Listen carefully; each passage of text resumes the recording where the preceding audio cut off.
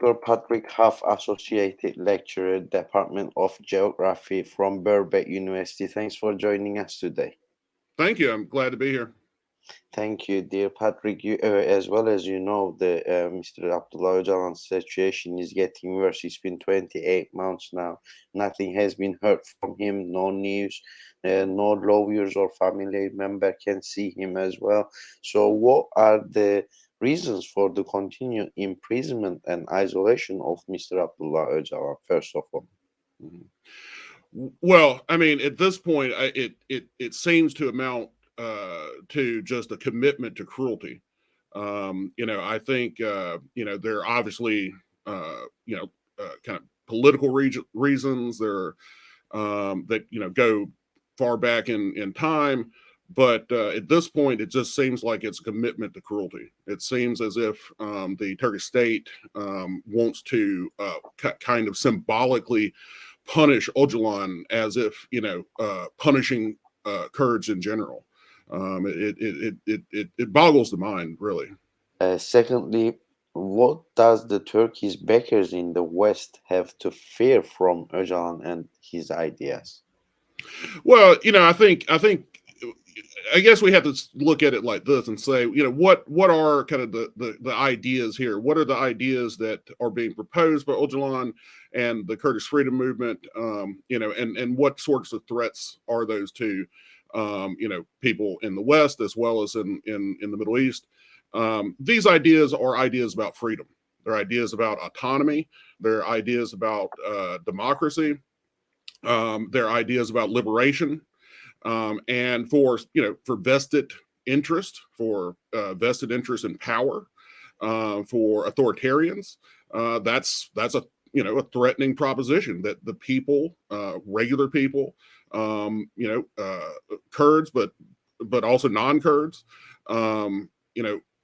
could have some sort of democratic, free, liberated future. I think that's the key threat. I think that's what they are concerned about. Thank you. It has been argued that Turkey imposes total isolation on Öcalan because it fears the consequences if his ideas influence the people. So, exactly why are they seen as such a fundamental threat? Mhm. Well, I think one thing we also should say is the concern or what the Turkish state sees, I think, as a danger is not just the ideas, but the again ideas of freedom, ideas of democracy, liberation. It's the possibility and the reality that people might act on those ideas, right? That people might actually try to liberate themselves, that people might actually try to enact democracy.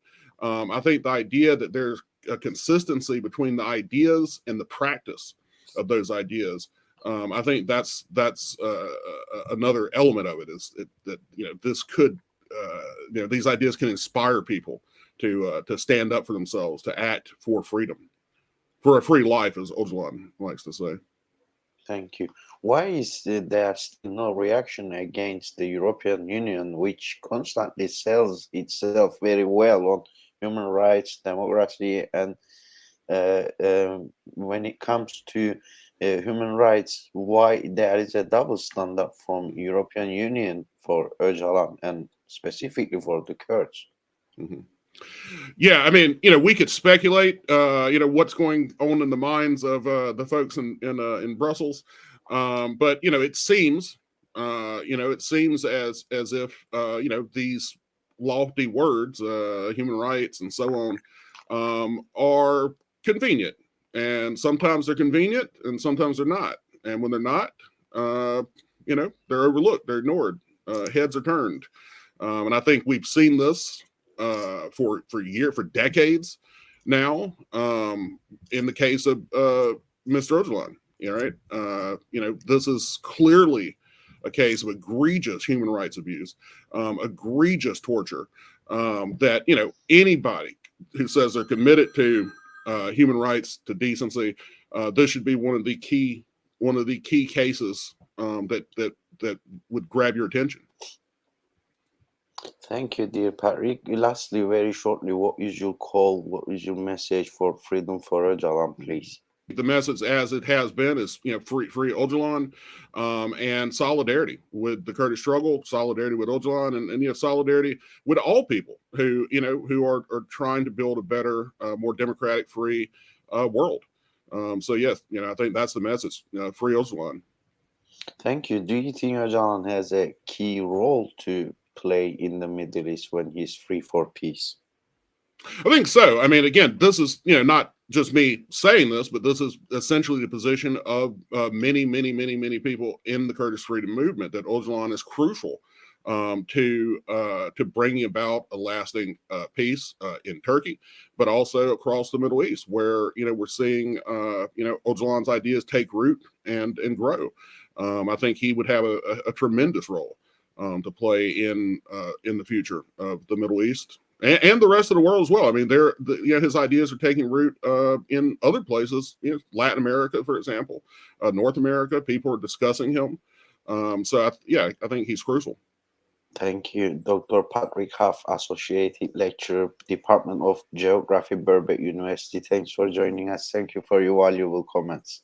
Yes. Thank you. And thank you for having me. And you have a great day.